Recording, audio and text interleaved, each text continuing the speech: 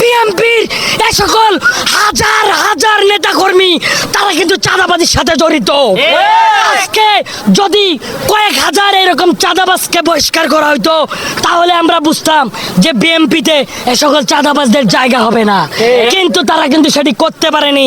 আমরা তারেক রহমানকে বলবো, আপনি যদি আপনি দেশপ্রেমিক মেজর জিয়ার সন্তান হিসাবে, আপনি বাংলাদেশের একজন ভবিষ্যৎ সুযোগ্য নেতা হিসাবে অবশ্যই আপনার রাজনৈতিক দল বিএনপিকে এই সকল চাঁদাবাজ, এই সকল খুনি, এই সকল লুটেরা মুক্ত করবেন। অন্যথায় এই বহিষ্কারের নাটক দিয়ে দেশবাসীকে মিছে সান্ত্বনা দিবেন না। তৃণমূল থেকে হাইকমান্ড পর্যন্ত এই ছোট পরিমাণ বড় পরিমাণ যে চাঁদার অংশ, সেই চাঁদার অংশ কিন্তু তারা গ্রহণ করেন। চাঁদার ভাগ গ্রহণ করবেন, দায় গ্রহণ করবেন না, এই রাজনীতি আর এই বাংলাদেশে চলবে না।